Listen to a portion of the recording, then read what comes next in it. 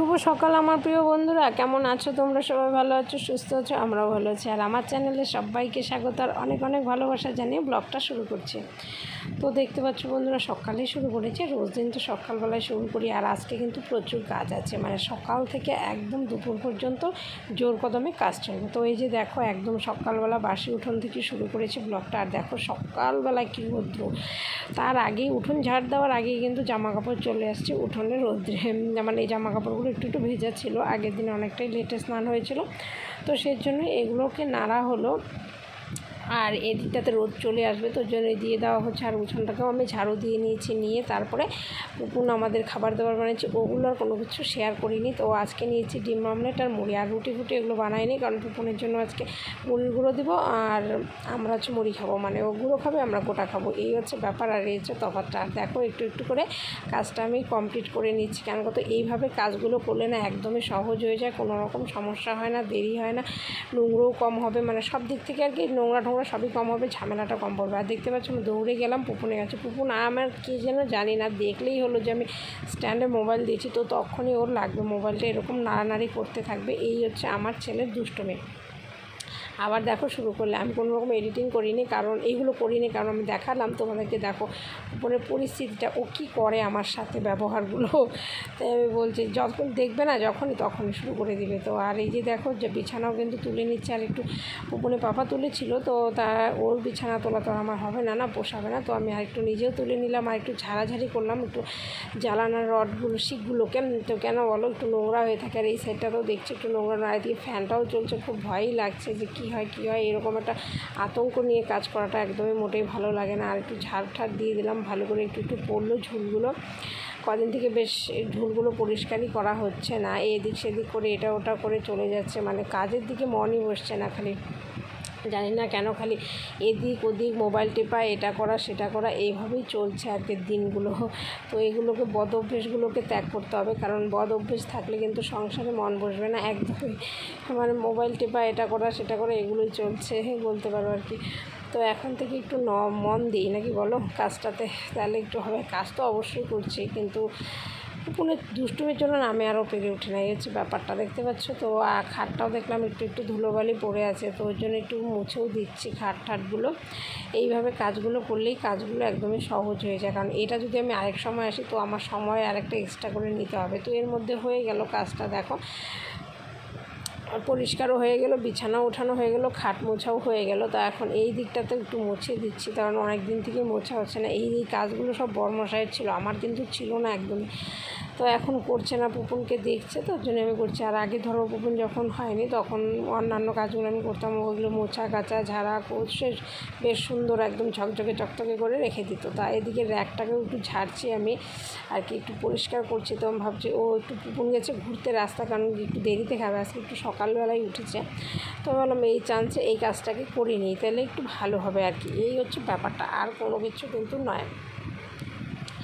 তো এই দিকটাকে ঝাড় দিয়ে এখানে একটা বজরঙ্গলি আছে, তো ওই বজরঙ্গলি নিয়ে পুপনের প্রচণ্ড দৌড়োদৌড়ি টানাটানি হুড়োহুড়ি চলতেই থাকে। তো এই জিনিসগুলোকেও আমি একটু গুছিয়ে রাখি, কারণ কালকে এসেছি বাড়ি থেকে, তো এগুলো একদমই গোছানো হয়নি, সেভাবেই পড়ে আছে। তো একটু গুছিয়ে না রাখলে কি আর ভালো লাগে বলো, সবসময় এলোমেলো জিনিসটাও ভালো লাগে না। তো আমরা দেখলাম সব কিছু ঠিকঠাক আছে, তো এখন ঢুকিয়ে রেখে দিলাম। আবার এদিকে দেখলাম এই ব্যাগের মধ্যেও আবার কিছু, ওই ব্যাগে কিছু জিনিস রেখেছিলাম, তো ওগুলোকেও নিয়ে আসলাম, ওগুলোও সব গুছিয়ে রাখলাম। তো আর এই বালিশগুলোকে রোদ্রে দেবো, উঠানোর প্লাস্টিকটাকে আমি মুছে রেখে আসছি। তো জলটা যেহেতু শুকোয়নি, তো ওর জন্য আমি আর কি যাইনি। তো এখন ওগুলোকে রোদ্রেও দিয়ে দিয়েছি, দিয়ে তো আমি ঝাড়ু দিয়ে নিচ্ছি ঘরটাকে। আর ওই জামা কাপড়গুলো বিছানায় রেখেছি, তো ওগুলোকেও সব পরিষ্কার গুছিয়ে নিব আর কি, এই বলতে পারো। পরিষ্কার গোছানো উল্টোপাল্টা হচ্ছে আর কি। তো লাইটটা জ্বালানো ছিল না, বন্ধ করেছিল, তো ভাবলাম লাইটটা একটু জ্বালিয়ে নিই। তো এই হচ্ছে ব্যাপার, আর আমার হচ্ছে কাজকর্ম বলতে পারো আর কি। তো আমি এখন ঘরটাকে ঝাড়ু দিয়ে আর পুপনকে নিয়ে ওর পাপা গেছিলো মাংস আনতে, মাংস বলতে মুরগির মাংসটাই আর কি। ওই তো এর পুপনের জন্য একটু স্যুপের মতো বানাবো, ওরা দুজনেই খাবে স্যুপটা। এই যে দেখতে পাচ্ছ, আর আমি স্যুপে কিন্তু পেঁয়াজ রসুন সবই দিয়ে, হলুদটা একদম কম দিই কারণ একটা গন্ধ গন্ধ করবে বলো, তার জন্য দিয়েছি। ওই পাশে স্যুপটা বসিয়েছি আর এই পাশে হচ্ছে আলুটাকে ভাজছে। তো আলুটা ভাজা হয়ে গেলে তারপরে চিকেনটাও দিয়ে দিব। চিকেনের মশলাপাতি যা আছে সব কাটে গুটে বেটে বুটে সব রেডি করেছে।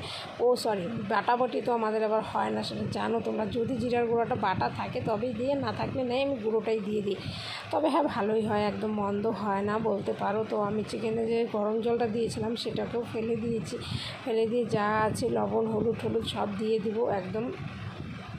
তো অল্প করে লবণ দিলাম, একটু ভাজবো চিকেনটাকে, না ভাজলে কিন্তু ভালো লাগবে না।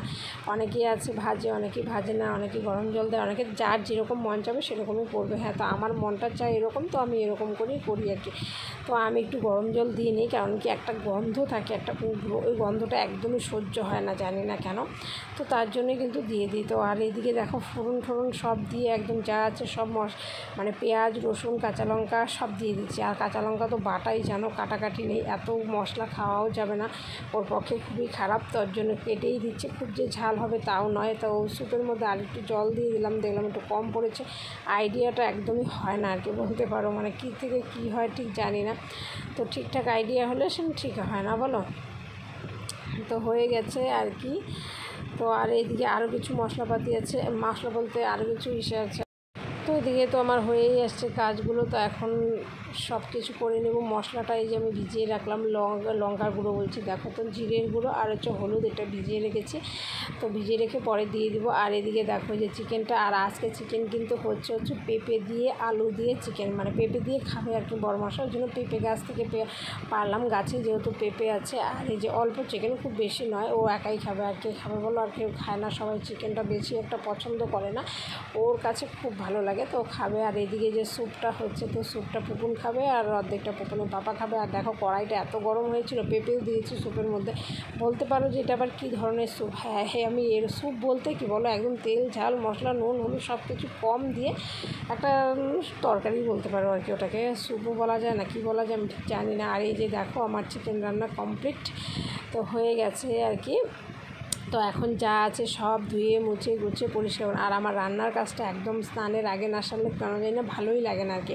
স্নান বলতে কি, মানে দুপুরে যে পুপুনকে স্নান করানোর আগে আমি যে স্নান টান করে নেবো সব কিছু, একদম চিকেন রান্না করলে তো ধরো আরও বেশি একটা ব্যাপার। তো কেন জানি আমি পারি না স্নান না করে। তো ওই জন্যই সব কিছু কমপ্লিট করে একদম রান্নাঘর থাকার ঘর যা আছে সব ঝেড়ে মুছে কাছে পরিষ্কার করে স্নান করে তারপর ঘরে ঢুকবো। কি দারুণ লাগে ঘরটা, মানে কি বলবো, আর সত্যি বলার বাইরে একদম, মানে আমার কাছে খুব ফ্রেশ লাগে আর কি একটা এরকম পরিষ্কার থাকবে। আর স্নান করে আসলাম, বাস বিছানা এলোমেলো, ঘর দুয়ার এলোমেলো, নিচে নোংরা মেঝেতে নোংরা, একদমই পোষায় না আমার ওটা। এইভাবে না করলে আমার ভালোই লাগে না। তো ওই যে দেখো হয়ে গেছে। তো এখন পুপনের ভাতটাকেও বসিয়ে দিব, কারণ এখন বাজে 11:30। এখন যদি আমি ভাতটা বসে, আমি স্নান টান জামা কাপড় সব ধুয়ে টুয়ে এসে দেবো, ভাত হয়ে গেছে।